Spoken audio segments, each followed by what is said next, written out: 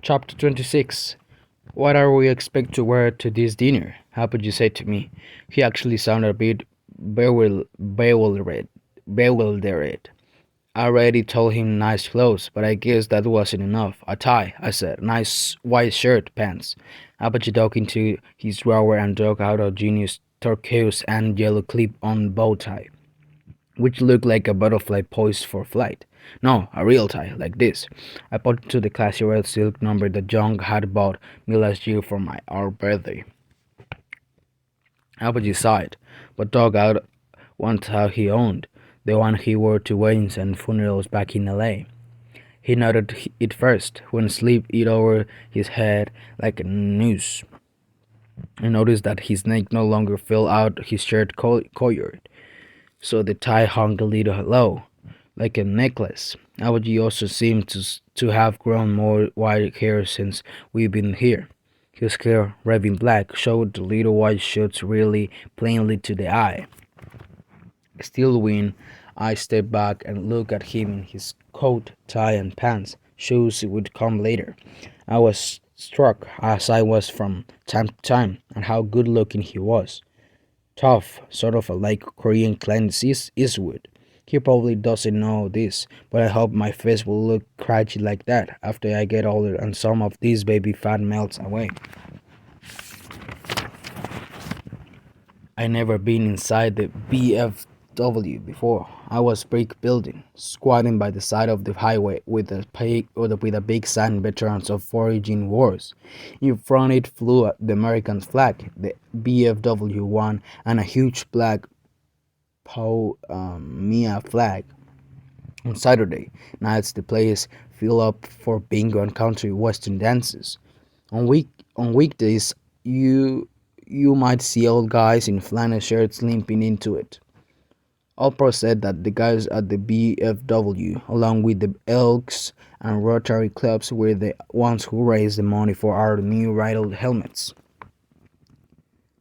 Tonight, where there were plenty of cars in the lot, I recognized the hunchback, Leland's banked up, Omni hatchback, Ram's red pickup, Kearney's spotty Firebird. Apogee parked low next to the hunchback and actually made the notchback look good. We made our way past the bar and TV lounge into a hall filled with tables covered with white paper. Name tags in Swahili writing told us where to sit. Everyone looked scrubbed and presentable, almost too presentable. I was used to hanging out with everyone stinking, retching, and burping, looking imposing in helmets and pads and growing in dirt. Now everyone looked smaller, more like kids and less like warriors. It was patchily disappointing. Apogee studied the walls, which contained murals, furious orange, red, and green scenes of battle, painted comic style. I took him to our places and checked out the tags next to us. We were going to be sitting next to Oprah and his dad. What's this? Said Oprah, looking at the other tags. Romulus Krieger, Jimmy Joseph Burgers. He looked like he was considering moving them, but then he turned to Apogee. Hi, Mr. Kim. He held out his hand. Mikori Panen. Remember me? Apogee's mouth was a little stiff, as if he needed more practice to get it right. Still, he took Oprah's hand. Across the room, Coach and Oprah's dad were rolling in some shared laughter. Ladder, not laughter. Coach bent over double, slapping his thigh. His stick. Oprah's dad going, ha ha ha, like I never hear him. The two of them had played up the minders together 24 years ago. When we sat down to eat, Jimmy hadn't shown up yet, but Rom had. His father introduced himself as Dr. Krieger. He wore a nice three-piece suit and a ring with a diamond in it. Apogee seemed impressed. Then he turned around and asked me in the Korean where the bathroom was. That was a beautiful 20-year pass you completed last week. Dr. Krieger told our pro. Dad, shut up. The coaches are about to speak. Sit around. My mouth popped open like a mailbox, but no one else at the table, including Dr. Krieger, seemed shocked. Dinner was colored, roast beef, mashed potatoes, and gravy, corn. Apogee are carefully sawing each little piece of meat just so. My meat had been tough and grisly, and I left a bunch of curd wads on my plate. But Abaji had everything. For dessert, we had jello with the pink foamy stuff on top. As coffee was being served, the coaches started circulating from table to table. Dr. Krieger got up and started saying hi to people at other tables. I just sat there with Abaji, both of us silent. Hi, Miss Kim, Mr. Kim. Glad you could make it, said Coach. Jan has worked really hard this year. We're very proud of him. Oh, my son, terrible. Abaji said, the brief of smiles betraying him. Korean parents always countered a compliment to their child with an insult. To appear properly modest, Chan, lazy, not steady, not good at football either. Coach no look from Abaji to me, as if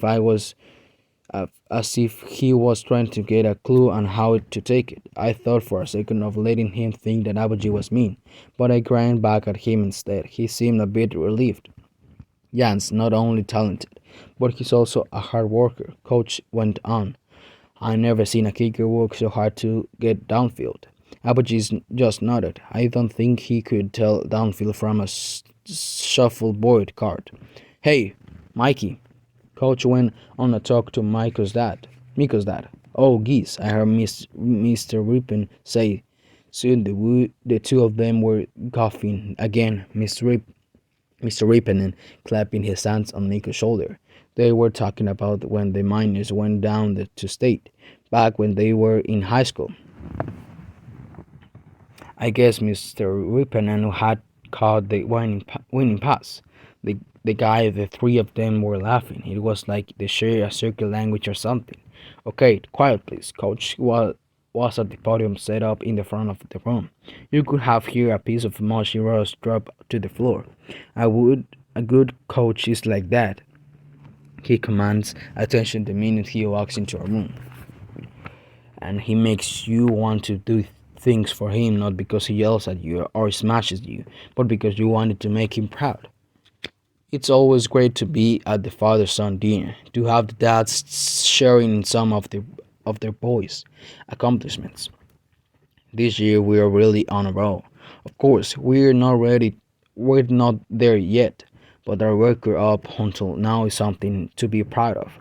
It just goes to show that if you work together, you can achieve anything. So in a show of faith, we have some awards for you at working juniors.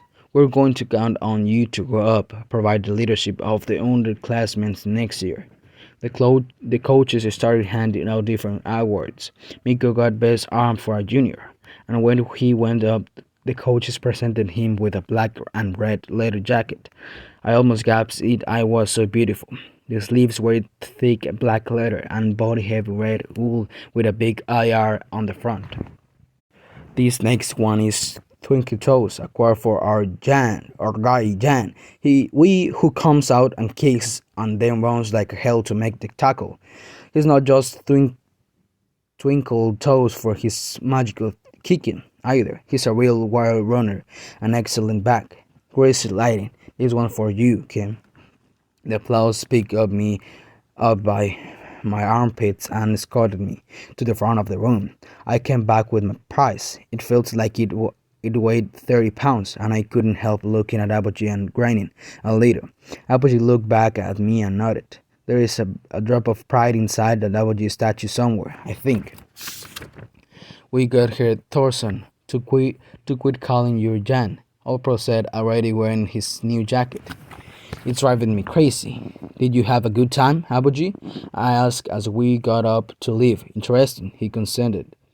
On the way out, we passed a mural I hadn't seen before. A guy was running out on the jungle, firing guns in both hands, Rambo-like. There were faceless enemy soldiers in the background, but I noticed that they were colored in yellow paint. And Rum and Dr. Krieger was looking at it. My brother died in Nam. Ki-san. I heard Dr. Krieger muttered at he as we passed them. Damn, Gox. Dad, I heard you tell that story a billion times. We don't make a billion and one, okay? How would you look over at them? not because of they what they said necessarily, but because of the tone in which they said it. I stepped behind them and opened the door for my father, which is what all good Korean boys do.